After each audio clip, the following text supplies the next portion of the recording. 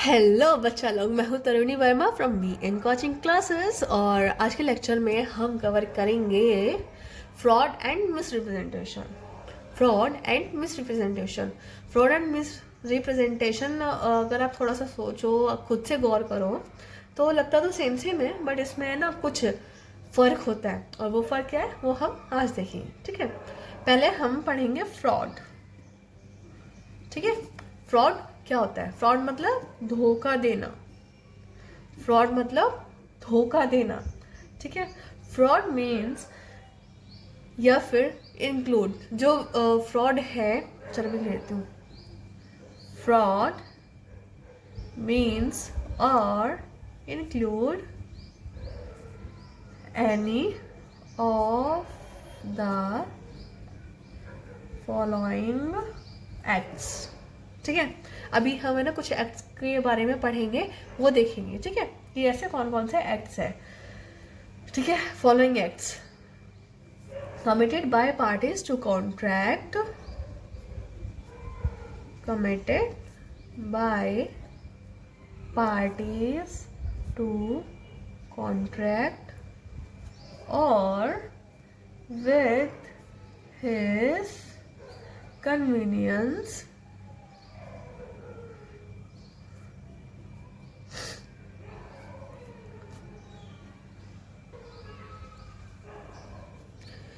convenience or by his agent with an intention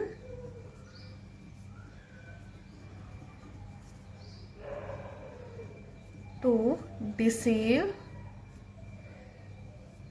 another party or his agent, or to induce him to enter into contract। ठीक है, पहले ना हम इस वाली डेफिनेशन का मतलब समझ लेते हैं क्या है। ठीक है, फ्रॉड मीन्स और इंक्लूड। फ्रॉड का मतलब क्या होता है या फिर ये क्या क्या इंक्लूड करता है? Any of the following act. ठीक है, अभी हम जो कुछ एक्ट्स के बारे में पढ़ेंगे। Committed by parties to contract. ठीक है, कमिटेड बाय, कमिटेड मतलब करना, by parties to contract. Parties to contract कौन होते हैं? वो बंदे, वो पार्टीज, दो या दो से ज़्यादा वो वाली पार्टीज जो मिलके वो कॉन्ट्रैक्ट कर रही है। ठीक है, और विद हिज कन्वीनियंस मतलब कि committed by parties to contract और विद हिज कन्वीनियंस मतलब मिलके करना। ठीक है, और by his agent with an intention to deceive another party मतलब कि एक पार्टी ये कर रही है दूसरे पार्टी को डिसीव करने के लिए, धोखा देने के लिए। ठीक है, with an intention to deceive another party, दूसरी वाली पार्टी के साथ फ्रॉड करने के लिए, धोखा देने के लिए। जहाँ पे वर्ड डिसीव आ रहा है ना, वहाँ पे हम इसको फ्रॉड को इंक्लूड करेंगे। ठीक है, और his agent to induce him to enter into the contract. ठीक है, अब हम यहाँ पे लेते हैं एक हमारा छोटा सा प्यारा सा दोनों से एग्जाम। ठीक है, हमारी एग्जाम्पल में हम लिखते हैं मिस्टर ओनी, मिस्टर नोनी। ठीक है, मिस्टर ओनी और मिस्टर नोनी। हमारी ये डेफिनेशन हम पढ़ते हैं। फ्रॉड मीन्स और include any of the following acts committed by parties to contract और विद हिज कन्वेंस और बाय हिज एजेंट। ठीक है, मान लीजिए मिस्टर ओनी है ना, मिस्टर नोनी के साथ कॉन्ट्रैक्ट करता है उसको डिसीव देने के, उसको धोखा देने के इंटेंशन से। तो यहाँ पे अगर ये काम मिस्टर ओनी करे या फिर इसका एजेंट करे, किसके साथ? मिस्टर नोनी के साथ या फिर मिस्टर नोनी की जो भी एजेंट है। मतलब जैसे मान लीजिए कि अगर आपने अपनी एजेंसी दे रखी है या फिर आपके बिहाफ पे कोई और बंदा का बात कर रहा है, आपने उसको धोखे में रख के बात बोली है, अब आपने उसको धोखा दिया, ऑब्वियसली बात है वो वाला बंदा जाके अपने फिर ऑनर से बात करेगा इसी चीज़ के बारे में। ठीक है, अगर इस वाले बंदे ने या फिर इसके एजेंट ने इस वाले बंदे को या फिर इसके एजेंट को धोखा देने की नियत से कोई भी कॉन्ट्रैक्ट किया है तो वो क्या कहलाएगा? आपका फ्रॉड। वो क्या कहलाएगा? फ्रॉड। ठीक है, और इसमें से कौन कौन से एक्ट्स हैं जो कवर किए जाते हैं? Promise made without intention to perform it. आपने कोई भी प्रॉमिस किया है दूसरे बंदे से, बट आपकी इंटेंशन नहीं है भाई उसे परफॉर्म करने की, उसे धोखा देने की वजह से, उसके पैसे या फिर उसकी चीज हड़पने की वजह से आपने उससे कोई भी कॉन्ट्रैक्ट किया है। ठीक है। स्टेटिंग facts which is not true by one who does not believe it to be true। इतनी खतरनाक सी लाइन का एक सीधा सा सिंपल सा ये मतलब है कि यहाँ पे फ्रॉड करने वाले बंदे को पता है, फ्रॉडी को पता है कि जो भी वो चीज़ दिखा रहे हैं ये फॉल्स है। ठीक है। हम अगर एग्जाम्पल ले तो मिस्टर ओनी मिस्टर नोनी के एग्जाम्पल में मिस्टर ओनी क्या बोलता है कि मैं ना आपको अपनी क्या दूंगा क्या दे, अब की बार कार ही दे या एक्टिवा, चलो एक्टिवा दे देते हैं, अब की बार एक्टिवा दूंगा।